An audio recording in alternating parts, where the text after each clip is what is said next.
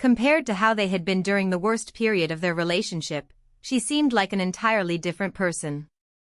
He wondered whether this change had also happened in the previous life.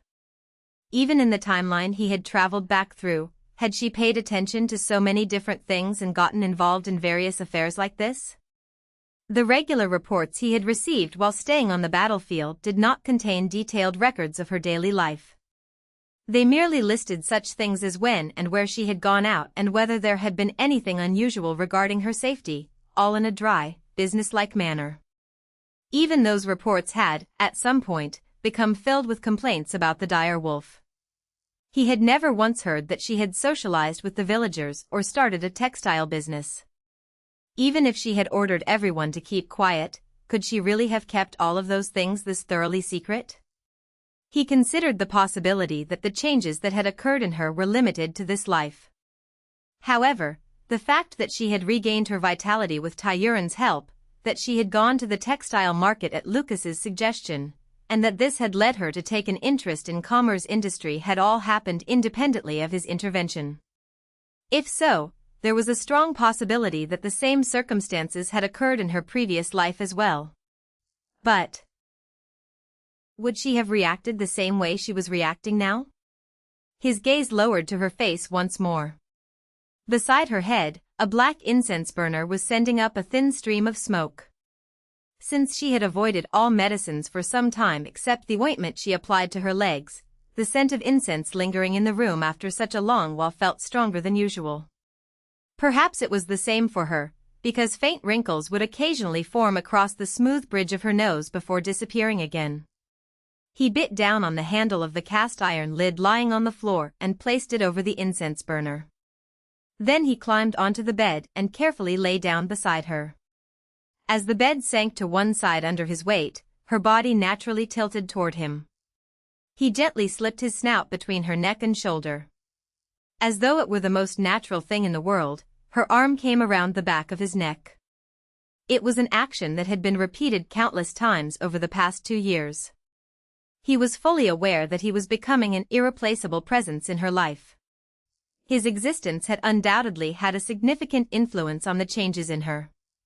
But he could not know how much of a difference that had made compared to the influence Khan from her previous life had had on her.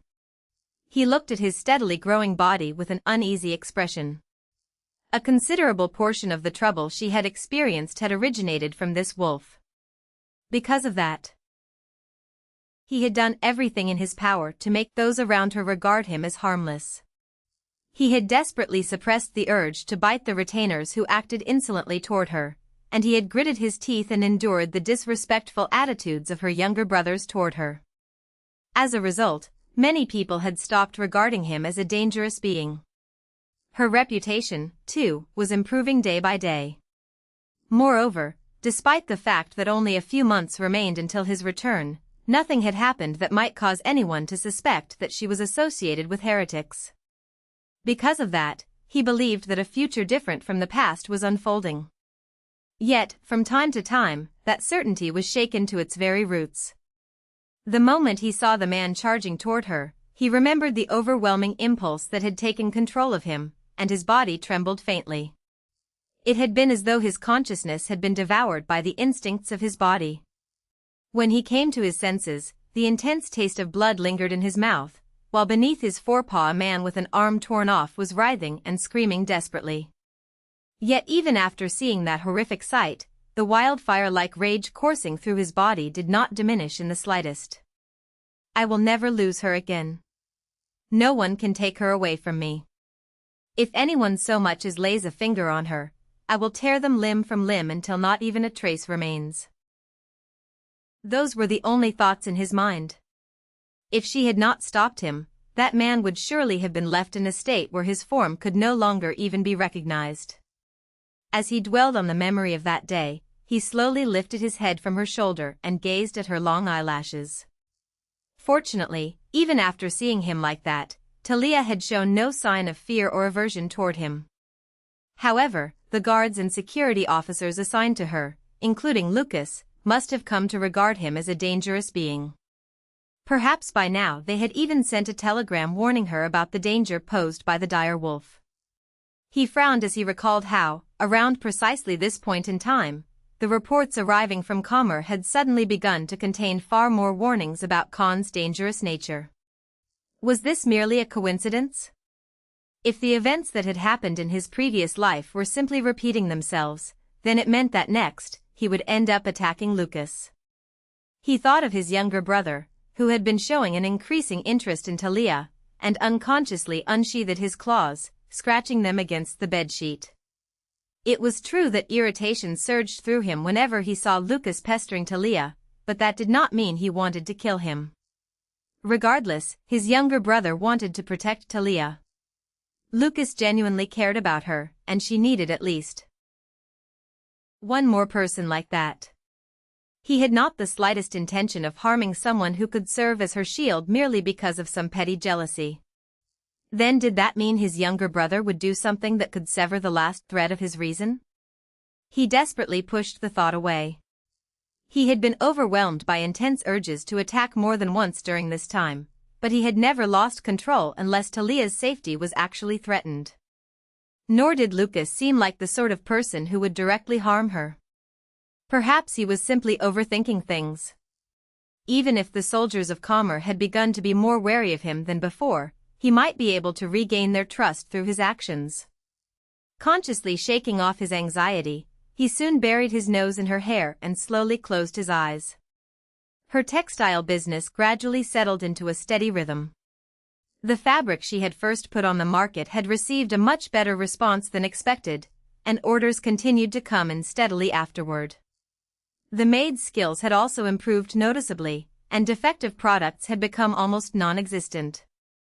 Once production stabilized, the entire process, from purchasing yarn and finishing the fabric to selling it, gradually became systematized. Her plan to purchase wool cheaply and produce the yarn herself was also progressing smoothly. By the time the season of rest was coming to an end, she was able to supply most of the yarn needed for textile production herself, and she had not only recovered her entire investment but also made a considerable profit. Talia gave part of those earnings to the maids and invested every remaining penny in purchasing new wool.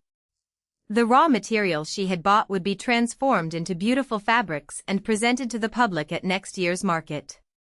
By then, she planned to proudly show Varkas the results she had achieved. For the first time in her life, she was completely immersed in the sense of accomplishment that came from achieving something of her own. The business she had started was doing more than simply improving the Grand Duke family's finances to some extent. By purchasing most of the wool that would otherwise have been sold cheaply outside the region and having the citizens of Kammer process it, she had been able to provide employment for many people. The maids' financial situations had also become considerably better than before, while the fulling mill and dyeing workshops she had done business with were able to earn substantial profits as well. In a sense, she had made a significant contribution to Kammer's domestic economy.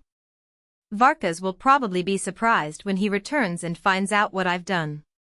As she felt the approaching signs of spring, a strange sense of hope made her heart flutter. Everything will get better from now on.